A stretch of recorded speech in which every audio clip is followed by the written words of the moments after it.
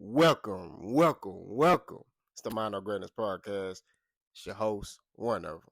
Big Boss Hogg Kpo through the door. And then you got that boy Mike.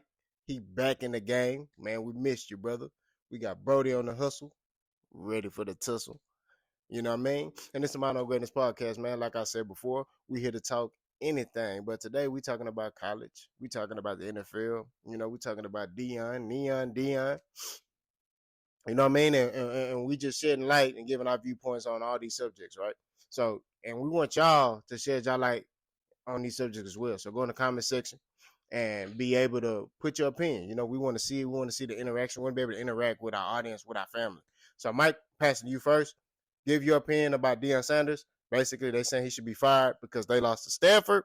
I don't know where that came from, but give your insight, your viewpoint on that. Let me know something. Yeah, we're gonna already say pipe that down. You know what I'm saying? We're gonna quiet all that noise down. He don't need to get fired. Simmer down, people. You know what I'm saying? Relax. Give the man some time. He just got there. Every skill position want to play with him, but not the big boys yet. You know what I'm saying? So give him some time. Give him about a year or two more. You know what I'm saying? So he can get his O lineman and D lineman in Rick shop because the games that they played against these teams that get these high level recruits like Oregon, Stafford, you know what I'm saying? They look like little boys out there. You know what I'm saying? They look like the JV team. You know what I'm saying? So give the man some time. You know what I'm saying? Simmer down. He's a great coach, great motivator. You know what I'm saying? Great speaker. He rallies his troops. Give him some time.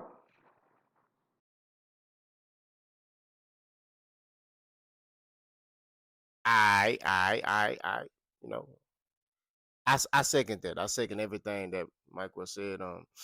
Basically, man, Deion Sanders is that coach, right? He's that coach that rallies men together to be able to complete a task, right? He's that guy that's gonna get you ready for battle, and all he need is those big guys in the middle.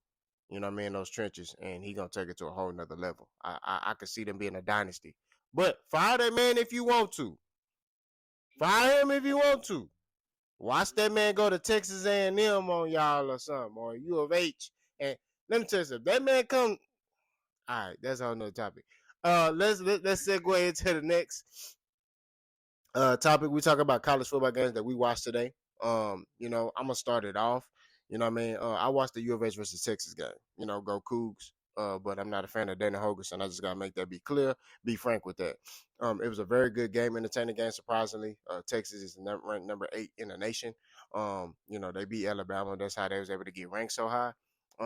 They came out on fire. It was up 21-0, and then that third ward defense showed up and start making plays, and then U of H was able to come back and tie the game. Now, unfortunately, in the second half, U of H wasn't able to put any more points up, and that's when University of Texas was able to come back, score that go-ahead touchdown, and they won by 7.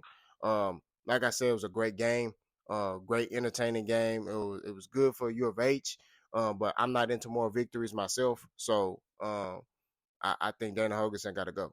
You know, um, like I said, you're in one of I think it's the third or fourth largest city in America, and you're in the number one recruited city in Texas.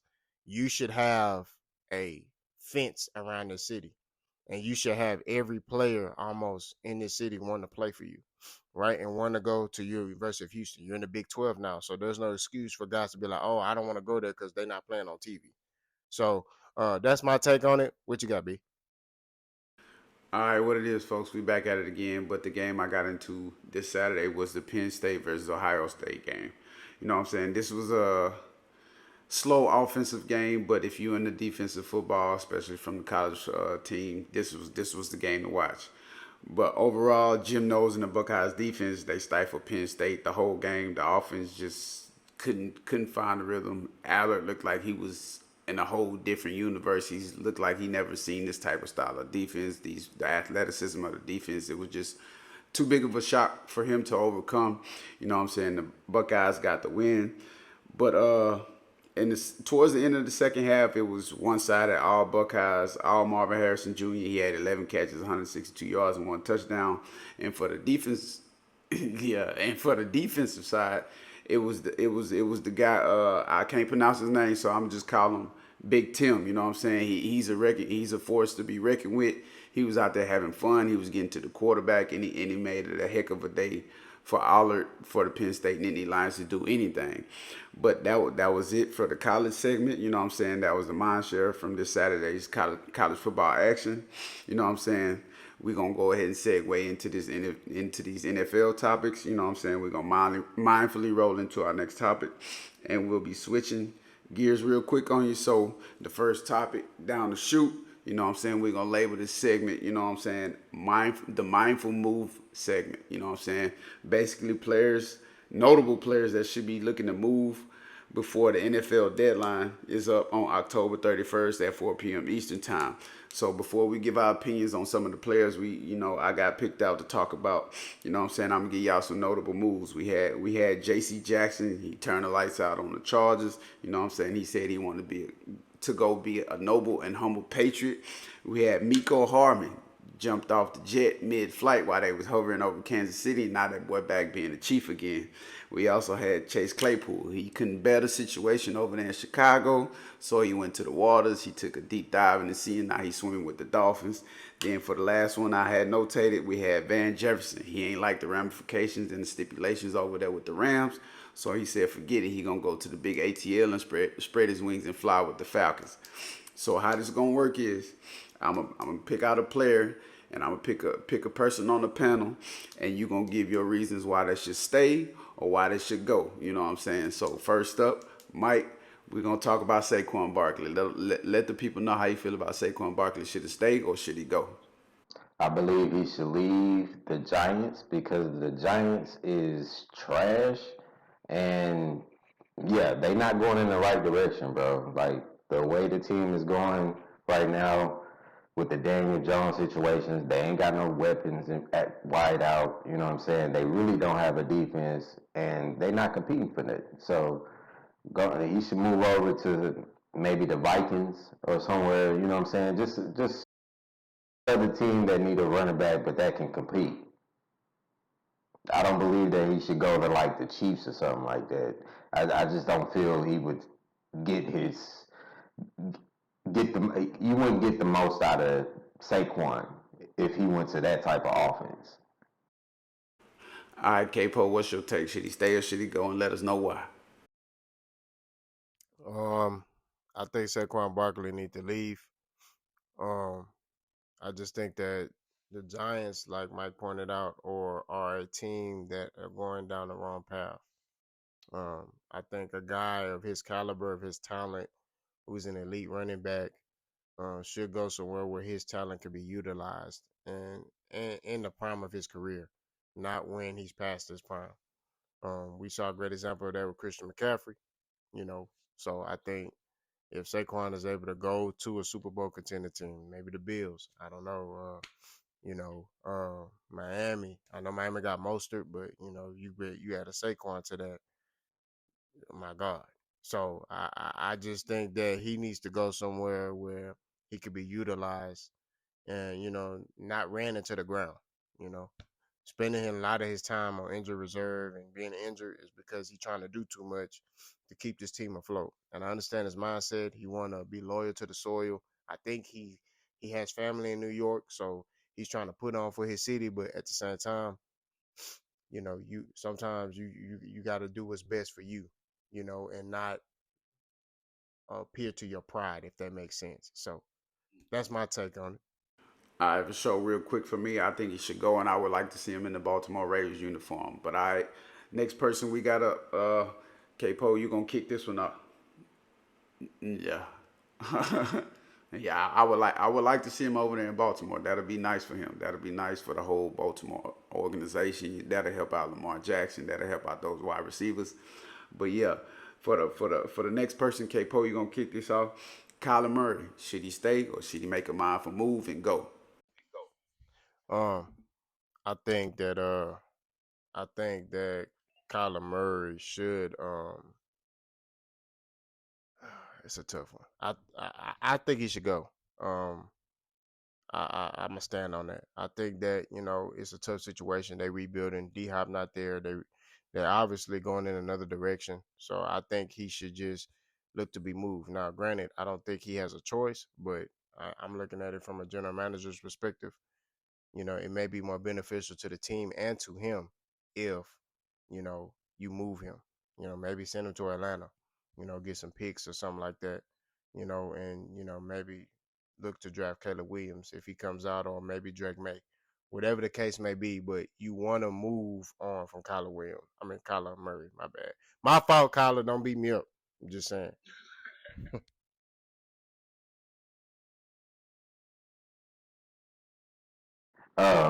I agree with like almost everything Capote said. Like he should leave, but at the same time, he really don't have a choice. The organization, you know what I'm saying, is in control of that. Since don't they got a new house? You know what I'm saying, new head house, new coach. So everything is a lot different. So he just the only thing he can do is play and hope that he can shine to where they can get picks and everybody benefit each other. Everything benefits everybody.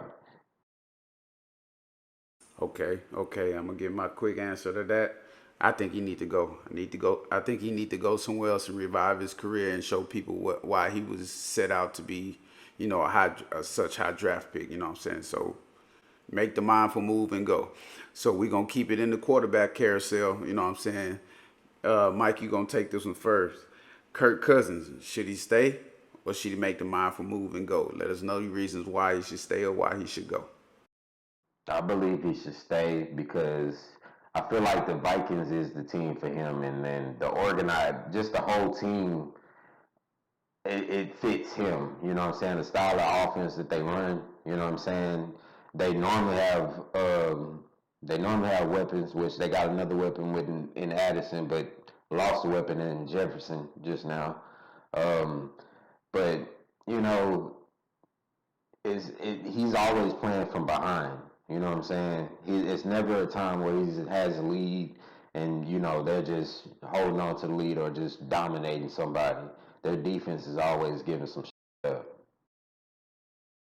All right, cool. K-Po, what you got? Should he stay or should he make the mindful move and go?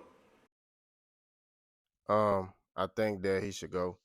I think that um, although Minnesota believes in him, I think that at the end of the day, this is about winning Super Bowls, right?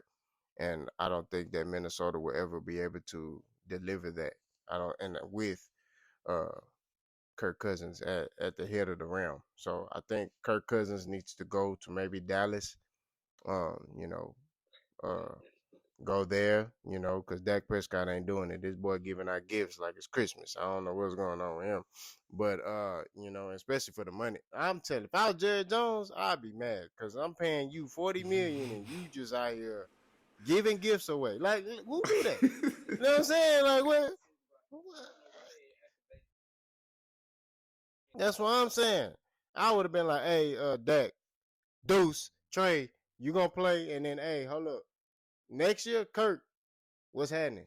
Come down here to Dallas. You know what I mean? You give Trey Lance the opportunity. Don't get me started. All I'm saying is at the end of the day, Kirk Cousins would be better in another location. I think Dallas would be perfect for him if they keep Mike McCarthy. You know what I mean? Um, I just think that he'll be able to be better for them. And no, I ain't no Dallas Cowboy fan, but I'm just giving my perspective on Kirk Cousins.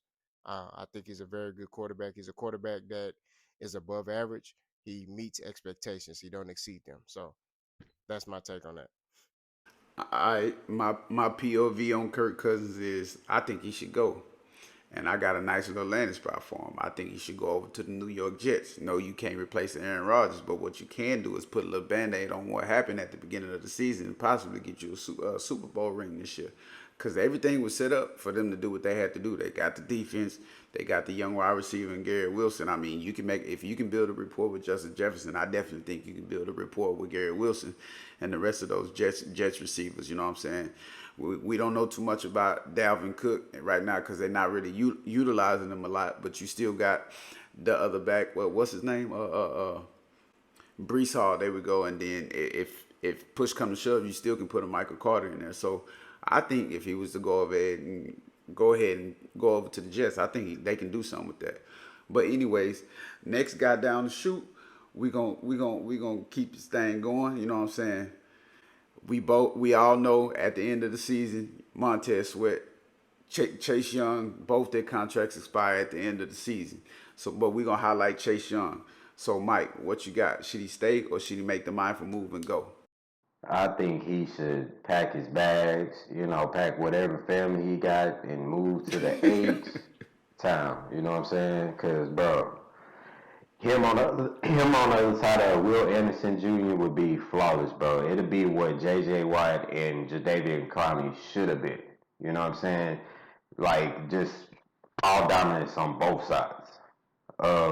Instead of just setting the edge. Because Clowney, he could just set the edge. That's all he do. And he'll sometimes make flash plays, get in the background, but that's a whole different story, though. But Chase Young should definitely come here. He'll fit well in his defense, and I think he would dominate. You know what I'm saying? And to save his career, for sure, because he playing for nobody. Correct. All right, Kpo, what you think? Should he stay or should he make the mindful move and go? Man, I think he should stay. Not just playing. I think that man should go. Houston would be a perfect place. That wide nine defense, him having on the other side of Will Anderson, Grenard. No, y'all forget about Grenard, and Jerry Hughes and all them.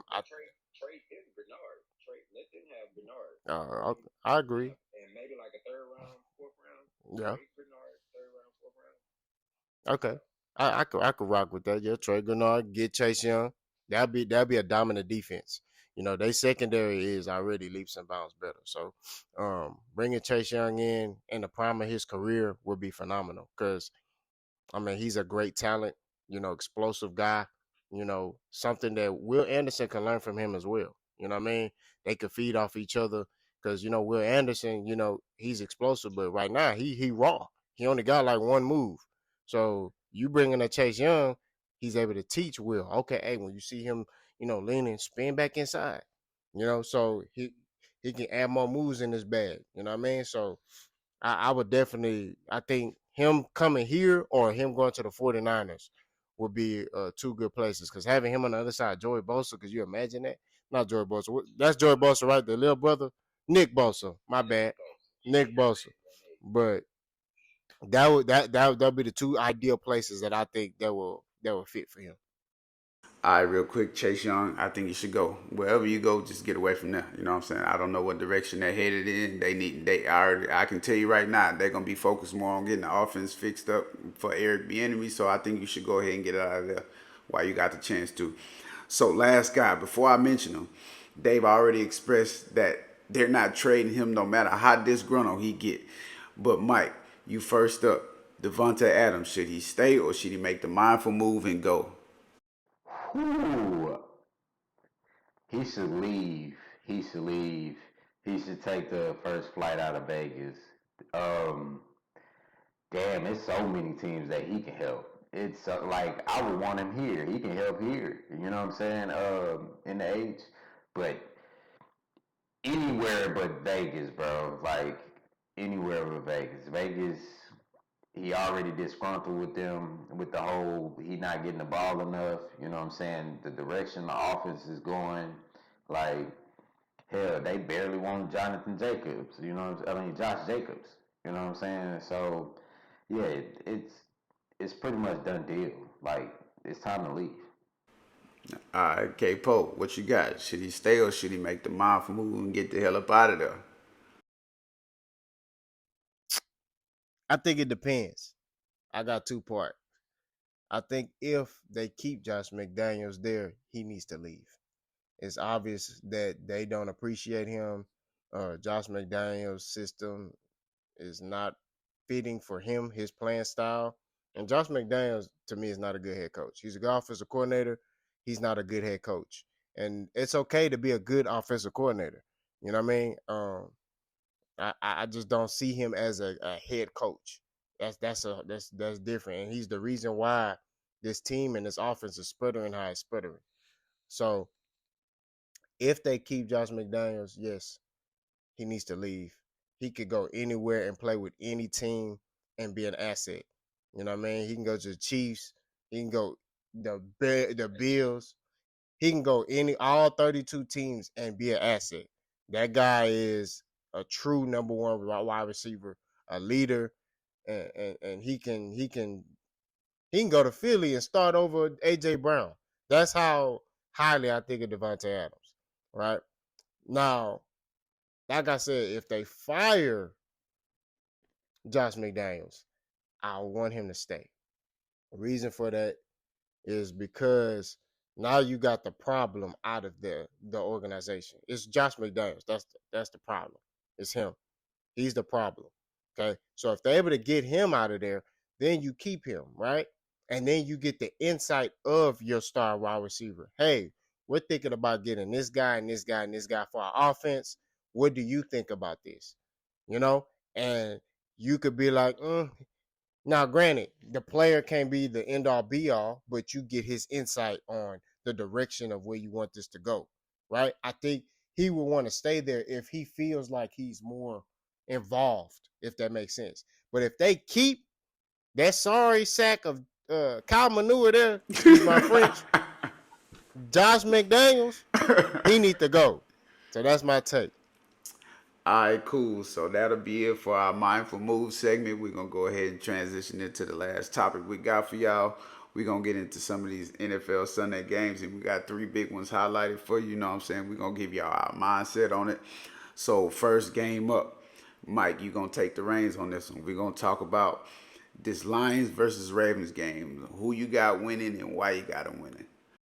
Oh, I got the Lions mopping the floor with the Ravens, bro. Like, I don't think the Ravens gonna be able to keep up. I just think the Lions are that good. You know what I'm saying? Almost greatest show on turf. Good. You know what I'm saying? Like they that boy Jared Goff is slinging it, bro. Like it's no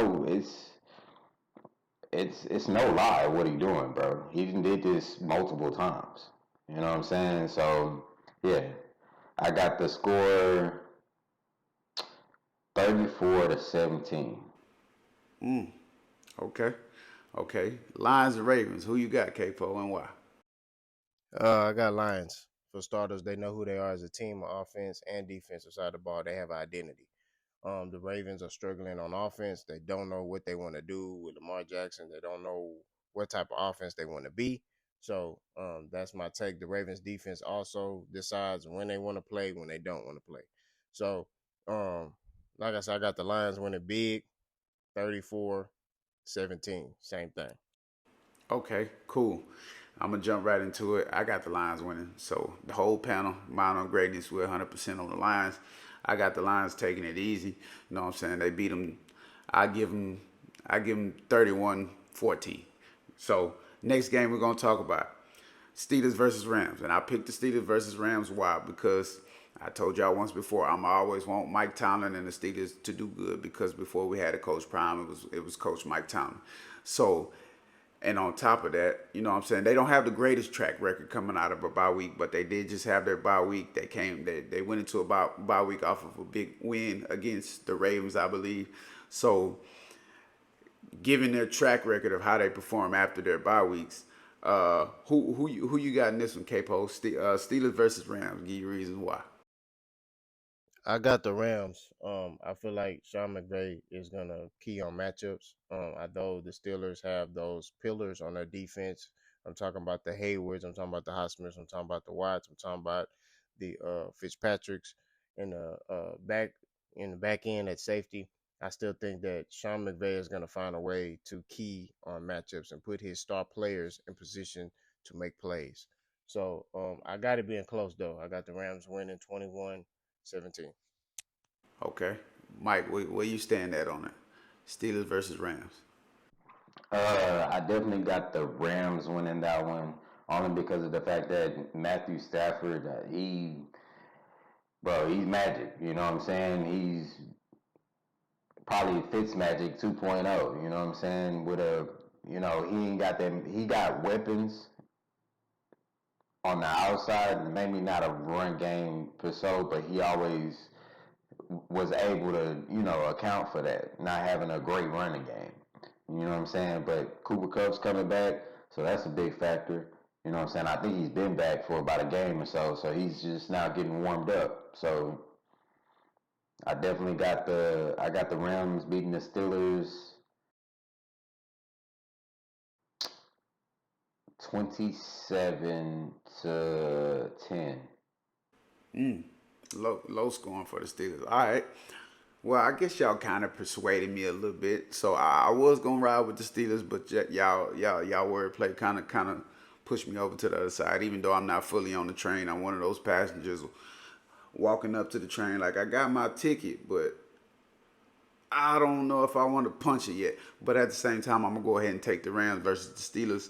I think it'll be a little bit better game than what we expect again, because like I mentioned earlier, they do have a decent track record coming out of the bye. They do seem to find themselves on defense and slowly find themselves on offense. Even though we got a struggling Najee Harris, they not trying to give the ball to Jalen Warren as much because they do have a Najee Harris and they feel like he's the guy.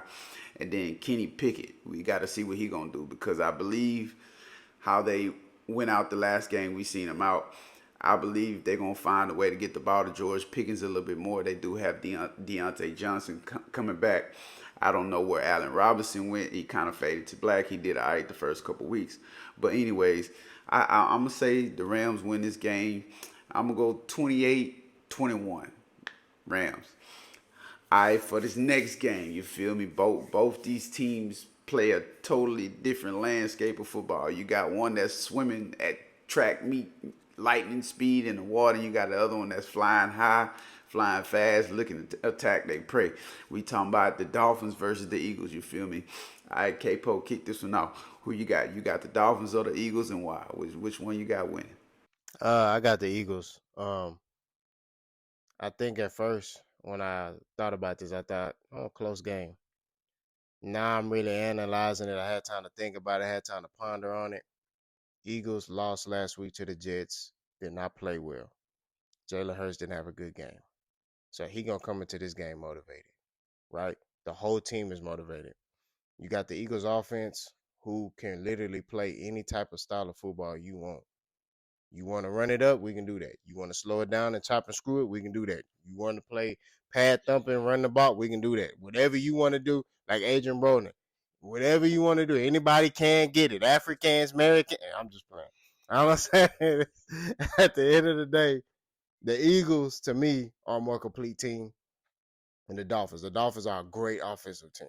I'm not taking that away from them, but I feel like what it's gonna come down to me, is that front seven of the Eagles, and I think that front seven gonna hit home. They gonna hit home against Tua, and Tua, how he's effective is getting that ball out his hand immediately, and his guys are able to get open, and he's able to get the ball with the quick routes and all of that. I think the Eagles are gonna eliminate all of that. They're not gonna give him time to throw the football. And what does that mean for Tua? He finna be giving out gifts like Oprah. So, like I said before, I think it's gonna be a landslide by the Eagles. I got it 38-10 Eagles. All right, Mike, where you stand at on it? Dolphins versus Eagles. Let them know. Man, I got the Eagles winning that landslide, watching these boys, because of the fact that the Miami defense ain't no defense. It's the offense. You know what I'm saying? Their offense is their defense. You know what I'm saying? They try to put up a bunch of points just to accommodate their defense being trash. So, but coming across these Eagles, they gonna put a hold to all that shit. You know what I'm saying? They gonna basically run the ball. They can keep Tua off the field. At the same time, put up points each drive. I really think they gonna put up points each drive this game. So I really think it's gonna be like maybe 43-24. Ooh, okay, that's a real landslide. Okay. Well, with that being said, you know what I'm saying? I'm gonna go ahead and get my predictions. I'm gonna take the Eagles in this one as well, because of the simple fact I think the Eagles have that defense that can slow down this track team and make them fumble that baton a couple times. I can see the Eagles either getting the big pick or a crazy forced fumble where Hassan Reddick getting the backfield and Tua then been sacked 3 and 4 times and he thinks something happening and it ain't really happening, and he give Hassan Reddick that couple extra seconds just to get him bow, put the ball on the ground. Eagles recover. The Dolphins don't recuperate or none of that stuff. And not only that, I don't believe the Dolphins can play from behind. Yeah, they played from behind last week and came back and got in the game and won it. But at the same time, this is not one of the Eagles are not one of those teams that you can play from behind against because they have the defense to keep them on point. You know what I'm saying? And not only that, Jalen Hurts can have a hiccup and they still have a defense that's gonna go get him a takeaway. You know what I'm saying? That track team, I believe they get slowed down. They put up the worst performance they have this season. You know what I'm saying? And I got the Eagles winning it. I give them, I give it 31-20. You know, I got the Eagles taking that game. But that is it for our NFL Sunday big game picks. Kpo, go ahead and close them out. Let them know what it is, baby. Shows the resiliency that we have, because your boy is, these allergies kicking my behind, and I don't know if y'all seen, I had to step out to the side a little bit and get some of this Vicks Vapor rub in my nose. So, I just wanted y'all to know that, what I'm saying. So, you know, we doing this right here. We ain't nothing stopping nothing. We focus. We determined to give y'all this type of content by any means necessary. You know what I mean? That's how much we want this to grow. And we want y'all to grow with us. You know what I'm saying? This is a family. You know what I mean? And that's what it is. But like I tell y'all all the time, y'all know the slogan. Like, comment, hate, and subscribe. We ain't running for no smoke. Tell your mama, your grandma, your grandpa, your boss. If you get fired, tell him about it, flip him off, and then go on about your day. All I'm saying is share this, man. Share it. We really appreciate it. Leave a comment in the comment section, good or bad. We grown. We don't care. This the internet. We ain't one of them people that's gonna get butt hurt about nothing. So, like I keep saying, this the Mind on Greatness podcast. I'm Boss. That's Mike. That's Brody. We out.